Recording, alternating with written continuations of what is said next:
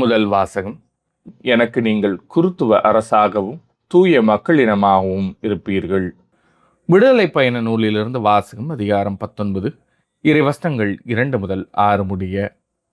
அந்நாள்களில் ரபிதீமிலிருந்து பயணம் மேற்கொண்ட இஸ்ரேல் மக்கள் சீனாய் பாலைநிலத்தை வந்தடைந்து பாலைநிலத்தில் பாளையம் இறங்கினர். அங்கே மலைக்கு முன்பாக இஸ்ரேலர் பாளையம் இறங்கினர். ஆனால் மோசே கடவுளிடம் ஏறிச் சென்றார். அப்போது ஆண்டவர் மலை நின்று அவரை அழைத்து, யாக்கோபின் குடும்பத்தாருக்கு நீ சொல்ல வேண்டியது, இஸ்ரேல் மக்களுக்கு நீ அறிவிக்க வேண்டியது இதுவே. நான் எகிப்திற்கு செய்ததையும் கழுகுகளின் இறக்கைகளின் மேல் உங்களை ஏந்தி என்னிடம் வந்து சேரச் செய்ததையும் நீங்களே கண்டீர்கள். நீங்கள் என் வார்த்தைக்கு செவிசாய்த்து என் உடன்படிக்கையை கடைப்பிடித்தால் அனைத்துலகும் என் உடைமையே எனினும் நீங்களே எல்லா மக்கள் இனங்களிலும் என் தனிச்சொத்தாவீர்கள். மேலும் எனக்கு நீங்கள் குருத்துவ அரசாகவும் தூய மக்களினமாகவும் இருப்பீர்கள். இது ஆண்டவரின் அருள்வாக்கு. இறைவா, உமக்கு நன்றி. பதிலுரை பாடல். நாம் அவர் மக்கள், அவர் மேய்க்கும் ஆடுகள். அனைத்துலகோரே ஆண்டவரை ஆர்ப்பரித்து வாழ்த்துங்கள். ஆண்டவரை மகிழ்ச்சியுடன் வழிபடுங்கள். மகிழ்ச்சி நிறை பாடலுடன் அவர் திருமுன் வாருங்கள். நாம் அவர் மக்கள், அவர் மேய்க்கும் ஆடுகள். ஆண்டவரே கடவுள் என்று உணருங்கள். அவரே நம்மை படைத்தவர். நாம் அவர் மக்கள், அவர் மேய்க்கும் ஆடுகள். நாம் அவர் மக்கள், அவர் மேய்க்கும் ஆடுகள்.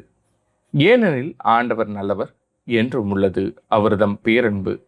தலைமுறை தோறும் அவர் நம்பத்தக்கவர். நாம் அவர் மக்கள், அவர் மேய்க்கும் ஆடுகள். இரண்டாம் வாசகம்.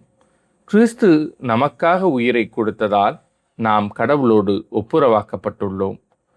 திருத்தூதர் பவுல் ரோமேருக்கு எழுதிய திருமுகத்திலிருந்து வாசகம். அதிகாரம் 5, இறைவசனங்கள் 6 முதல் 11 முடிய. சகோதரர் சகோதரிகளே, நாம் இறைப்பற்று இன்றி வலுவற்று இருந்த போதே குறித்த காலம் வந்ததும் கிறிஸ்து நமக்காக தம் உயிரை கொடுத்தார். நேர்மையாளருக்காக ஒருவர் தம் உயிரை கொடுத்தலே அரிது. ஒருவேளை நல்லவர் ஒருவருக்காக யாரேனும் தம் உயிரை கொடுக்க துணியலாம். ஆனால் நாம் பாவிகளாய் இருந்த போதே கிறிஸ்து நமக்காக தம் உயிரை கொடுத்தார். இவ்வாறு கடவுள் நம்மீது கொண்டுள்ள தம் அன்பை எடுத்து காட்டியுள்ளார். ஆகையால் இப்போது நாம் கிறிஸ்துவின் இரத்தத்தினால் கடவுளுக்கு ஏற்புடையவர்களாகி அவர் வழியாய் தண்டனையிலிருந்து தப்பி மீட்பு பெறுவோம் என மிக உறுதியாய் நம்பலாமன்றோ?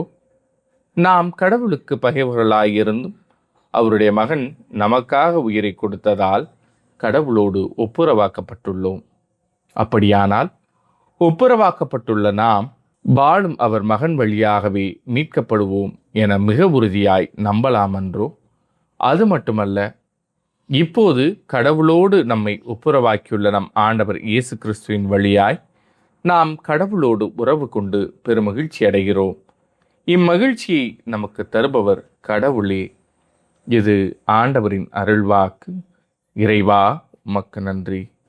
நற்செய்திக்கு முன் வாழ்த்துளி. அல்லேலூயா, அல்லேலூயா.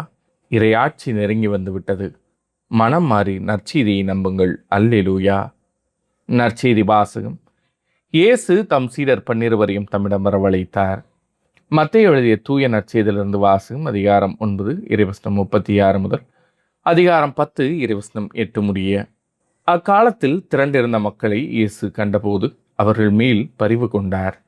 அவர்கள் ஆயரில்லா ஆடுகளைப் போல அலைக்கழிக்கப்பட்டு சோர்ந்து காணப்பட்டார்கள்.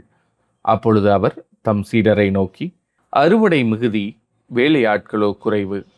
ஆகையால் தேவையான வேலையாட்களை தமது அறுவடைக்கு அனுப்பும்படி அறுவடையின் உரிமையாளரிடம் மன்றாடுங்கள் என்றார்.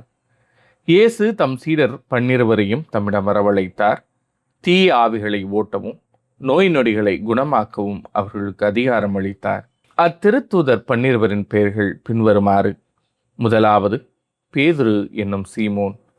அடுத்து அவருடைய சகோதரர் அந்திரேயா, செபதேயுவின் மகன் யாக்கோபு, அவருடைய சகோதரர் யோவான், பிலிப்பு, பர்த்தலமேயு, தோமா, வரி தண்டினவராகிய மத்தேயு, அல்பேயுவின் மகன் யாக்கோபு, ததேயு, தீவிரவாதியாய் இருந்த சீமோன், இயேசுவை காட்டி கொடுத்த யூதாசு இஸ்காரியோத்து.